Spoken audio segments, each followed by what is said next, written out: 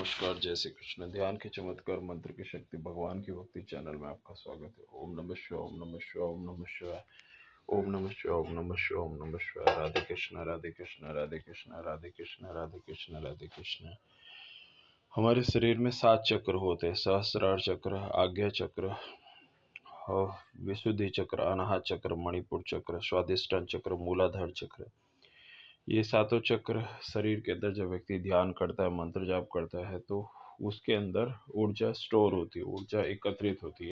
जैसे जैसे व्यक्ति जाप, ध्यान या कोई विशेष साधना की माध्यम करता है, तो उसके द्वारा जो चक्र होते हैं, चक्र में ऊर्जा स्टोर होती है और चक्र जागृत होने लगते हैं। यह चक्र जो ध्यान की अवस्था में होते हैं या जो ध्यान की आध्यात्म के वो अंदर होते हैं, उसके अंदर यह चक्रों के ऊपर जब जप होता है, जब ध्यान होता है, तो कंपन होता है। कंपन होने की वजह से जो ब्रह्मांडीय ऊर्जा होती है, ब्रह्मांड के अंदर पहले से बहुत सारी शक्तियाँ विद्यमान है, बहुत सारी शक्तियाँ, बहुत सारी ऊर्जा ब्रह्मांड में पहले से ही है।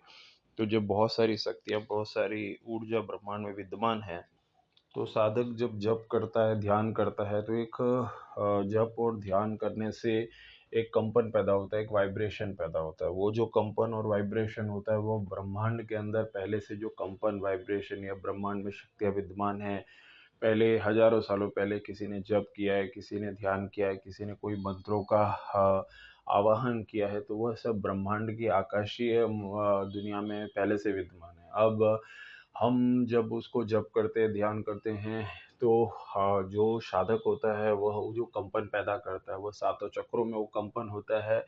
जैसे ओम, तो कंपन होता है, पूरे शरीर के अंदर एक वाइब्रेशन पैदा होता है। उसके साथ में ब्रह्मांड के अंदर जहाँ पे ये सब शक्तियाँ, ये वाइब्रेशन विद्यमान है, तो वह सब जगह ऊर्जा के स्रोतों पे इसका कनेक्शन जुड़ जाता है। कनेक्शन जुड़ जाने से जितनी देर वह जप करता है, ध्यान करता है, जितनी देर वह उस ब्रह्मांड की शक्तियों के साथ उसका जुड़ाव होने लगता है, तो शरीर के अंदर सातों चक्र, पांचों तत्वों के ऊपर उसका असर होता है।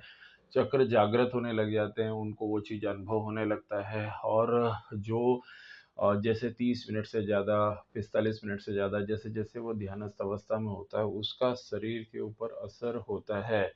और जो ब्रह्म मुहूर्त का टाइम होता है, जैसे रात को 10-11 बजे के बाद एकदम साइलेंस हो जाता है, और सुबह 7 बजे के पहले जितना वो जप ध्यान करता है या कोई तंत्र साधना करता है या कोई ऐसी विशेष साधना करता है, तो उसके बाद उस समय पूरा साइलेंस होता है, जिसकी वजह से उसका उसके ब्रह्मांडीय शक्तियों के साथ उसका जुड़ाव बहुत ज़्यादा हो जाता है। ब्रह्मांडीय शक्तियाँ हर एक साधक के ऊपर नज़र रखती है। पृथ्वी के अंदर कोई भी है जो ये आध्यात्म में जप कर रहा है, ध्यान कर रहा है या कोई साधना कर रहा है, तो ब्रह्मांड की शक्तियाँ उस पर नज़र रखती है। ब्रह्मांड की शक्तियाँ उसको सब मालूम होता है कि आप क्या कर रहे हो, किस उद्देश्य से कर रहे हो और आपका मन कितना साफ है।